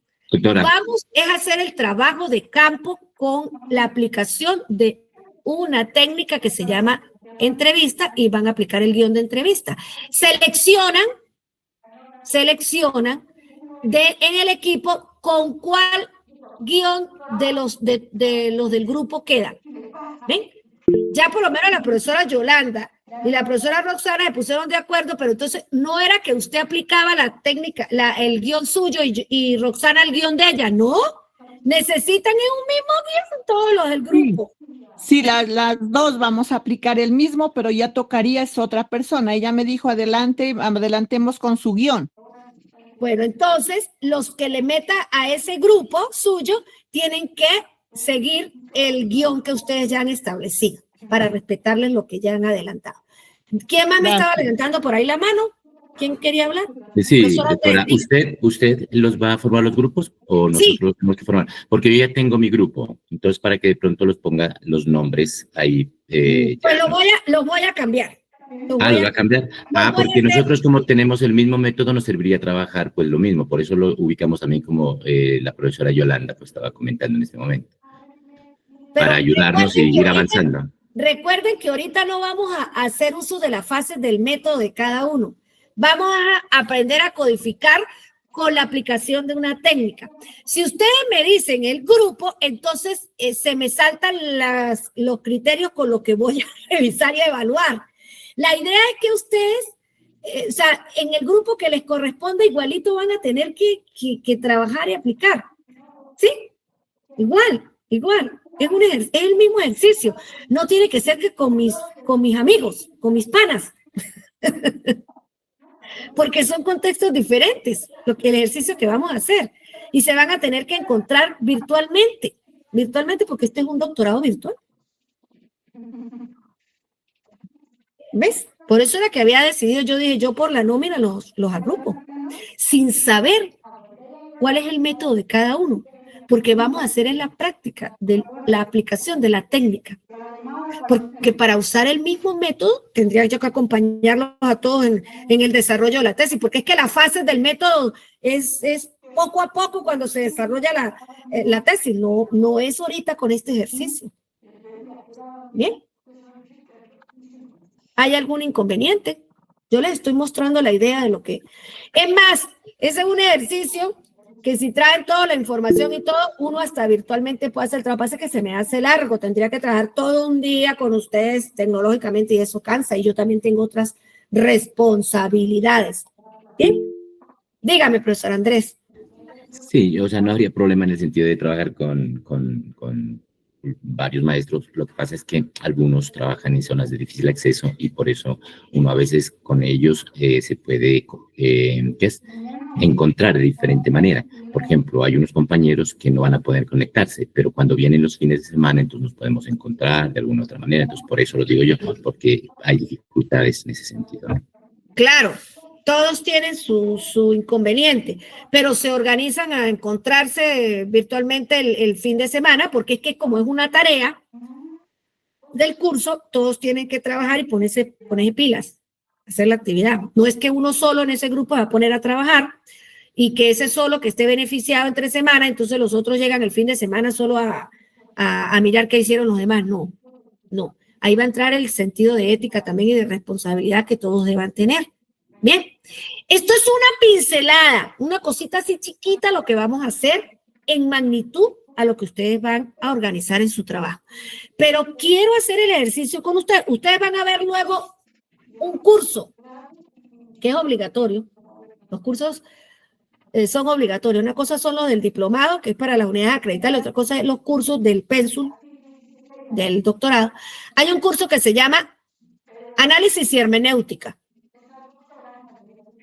Si se los da un profesor a toda la sección, va a ser algo parecido a lo que yo voy a hacer con ustedes aquí, de organizarlos en grupo y de mandarlos a buscar datos y de enseñarlos a codificar. Eso se ve en el curso de análisis y hermenéutica. Si se la da un solo profesor a todo el grupo. Ahora, si la llegan a ver con su tutor, pues su tutor solo va a hacer análisis y hermenéutica con los datos de su tesis, porque es su tutor y está pendiente de su tesis.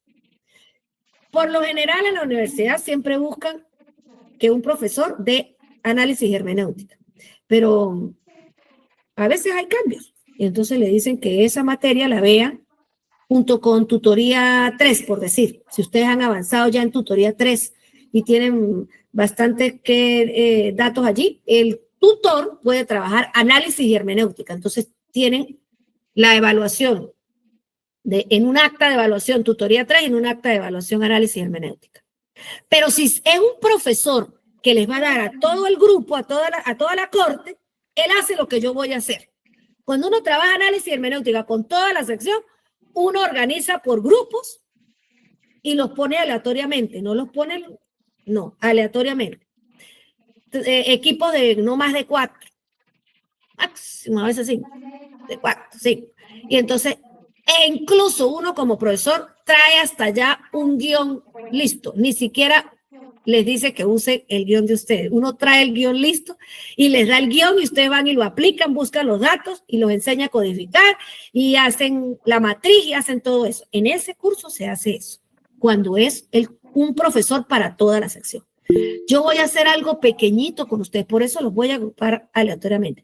Yo sé que ustedes tienen grupos, yo sé que ya tienen grupos y que están acostumbrados a trabajar y todo eso, y a veces eso ayuda muchísimo, porque ya se conocen. Pero también trabajar con otros es importante y de repente hasta aprendo de otro con el cual no he compartido mucho.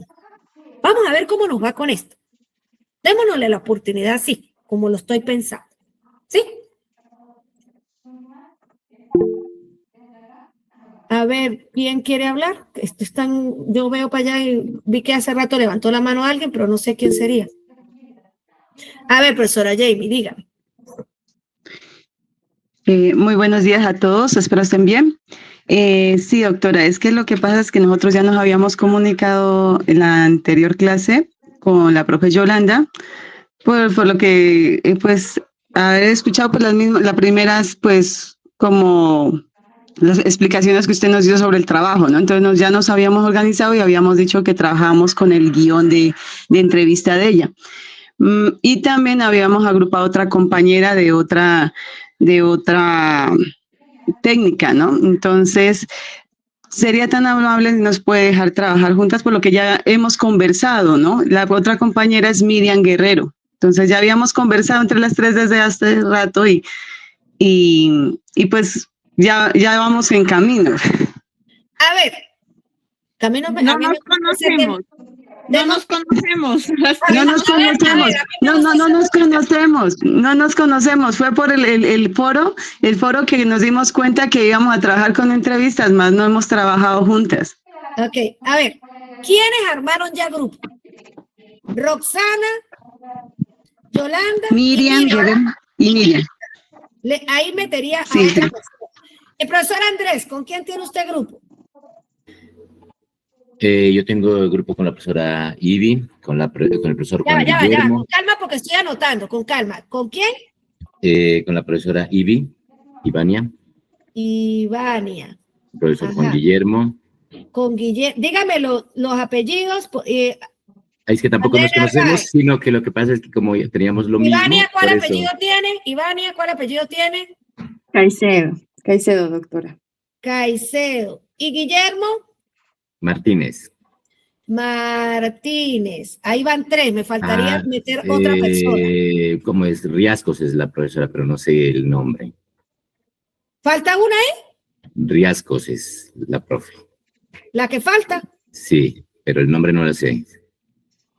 Vamos a ver cómo ordeno eso ahí. Ajá. Brisbane los- Riascos. ¿Cómo? Brisbane Riascos.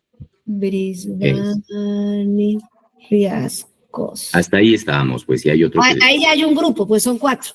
Bueno, a ver, ¿quién más organizó grupos? Más ninguno tiene organizado grupos, porque si más ninguno tiene, entonces yo aleatoriamente por la número tenemos 2. grupo, tenemos grupo para que hable el profesor Franco. A ver, profesor Franco, Sí, profe, diga. buenos días. Nuestro grupo está conformado por Javier Ayala. Ya va. Javier González Ayala. Ayala, Héctor Melo Díaz. Héctor Melodías. Franco Ajá. Melo Díaz. A Franco. Sí, Franco Melo Díaz. Ya va. Franco Melodía. Ajá, ahí falta uno. Sí, ahí nos faltaría uno. Aquí faltaría uno. Ve, yo lo agrego. Ok. ¿Quién más? ¿Quién más organizó grupos? Más nadie. Estoy siendo democrática, ¿no? Bueno, a ver, profesor Gustavo. Yo hablé con el profesor Javier Pantoja. Ya va, Gustavo. Gustavo Gustavo Tapia. Tapia. Sí, con Javier Pantoja. Javier Pantoja. ¿Más nadie? Pues hasta ahorita no. Ok, entonces ahí hacen falta 2. Sí. Dos. Tengo que ir cuadrando. Aquí falta uno. Aquí le falta uno. El de Andrés sí está completo. Ok, bien. A A ver, aquí me dice Estefanía. ¿Qué pasó, Estefanía? Cuénteme. Buenos días. Buenos días. Yo estoy con mi compañero Carlos Fernando Coral. Somos los dos. Estefanía. ¿Nos puede agregar al grupo que le faltan dos? Formosa. Ya, tranquilo que a lo que falta yo se los meto. ¿Y cuál es el compañero suyo? Carlos Fernando Coral. Fernando. Coral. Ay, no entiendo ese apellido. ¿Fernando? Coral. Coral, ok. Aquí faltan dos. Bien, bien. Alguien está levantando la mano allí que dice Fundenar. Profe, mi nombre es Jesús Estacio. Buenos días, compañeros. Buenos días. ¿Qué le digo? Yo trabajo con la profe Karen Cortés. Ya va. Deme su nombre completo. Jesús Eugenio Estacio. Jesús Eugenio Estacio. Ajá, ¿con qué profesora está? Con la profesora Karen Stephanie Cortés. Karen Cortés. Ajá. ¿Solo ustedes dos? Estamos hasta el momento, los dos estamos. Ok, faltarían dos ahí, yo se los ubico. A ver, profesora Fuivia. Buenos días, compañero y doctora Arelis. ¿Cómo está? Pues me gustaría trabajar con otros compañeros, si tienen a bien el grupo que tenga dos o tres. O sea, estoy tratando de ser democrática aquí. Fíjense todo lo que me genera esto, ¿ve? ¿Se dan cuenta? Por eso es que a veces yo hago los grupos. Compañera Nelsi. Sí, entonces, yo a los equipos que están poquitos, yo les meto otros allí. Listo, profe, listo. Para que no se enrollen ustedes la vida hoy y me la enrollen a mí. ¿Okay? Listo, bueno, doctora. Bueno, ok. Creo que ya quedamos. Pero digo, para ingresar a mi grupo, a la profe Jenny también. La profe Jenny. ¿Jenny qué? La profe Jenny. ¿Pero cómo es el apellido? Buenos días, doctora. Jenny Ayala. Ayala, eso, porque si hay otra Jenny, entonces me enredo en la nómina, ¿ves? Gracias, muy amable, doctor. Ahí faltaría una sola persona en ese grupo. Ok, dejemos Buenos días, disculpe. Dígame, Wilmer. Sí, con la profe Patricia. ¿Patricia qué? Patricia. Ya, un momentico. ¿Patricia no está aquí hoy o qué? Patricia Gómez. Eso. Ahí faltan dos en ese equipo. Nelsi también trabaja con nosotros. ¿Nelsi qué? ¿Dónde está Nelsi que no habla? Nelsi Ayala. Es el grupo de Nelsi, los cuatro. Nelsi Ayala. Aquí tengo solo tres. Wilmer Romero, Patricia Gómez, Nelsi Ayala. Y Fulvia, profe, me mete ahí. Fulvia. Hurtado. Bueno, este está completo, Nelsi. Este grupo ya. Son cuatro. Más de cuatro, eso es multitud. Ok, listo, pues. Lo que me falte lo voy insertando y organizo con los correos y todo para que se comuniquen. ¿Bien? Entonces quedamos que de hoy en 8 volvemos a tener la clase. Yo les aviso si es a las 8 o a las 7:30, porque tengo que revisar las clases de la universidad y entonces se me complica el horario y todo. Y también los tutorados que yo tengo, no que yo tengo tutorados, yo tengo que darle clase a ellos. Acuérdense que ellos también necesitan de mí. ¿Ven? Entonces, bueno, quedamos entonces así. Vemos la clase el próximo sábado. Organizamos el próximo sábado. Explico mejor lo del trabajo de campo. Bien, lo que van a ir a hacer estos días, concéntrense en lo del foro. Eso va ahí, eso va tapando. Aló, aquí, a ver, mi profe, Fulvia, cierra el micrófono, es. Entonces, el otro sábado terminamos de conversar en el trabajo de campo. Ya más o menos tienen una idea con lo que les dije hoy, que el trabajo de campo es ir a aplicar un guión de entrevista y analizar luego esa información, ubicándole código. Lo vamos a hacer a pie, para que entiendan eso. Y después, si quieren hacerlo con un software, lo hacen, no importa. El que tenga platica cómo pagar eso, lo hace. Pero se entiende primero cómo se hace a pie. Vamos a hacer a pie. Bien.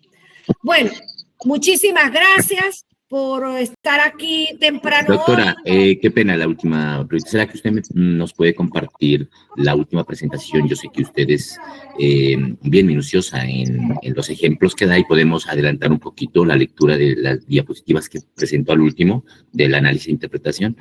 Y cuántas preguntas tendría que tener más o menos la entrevista que tenemos que hacer, como para el ejemplo. Se supone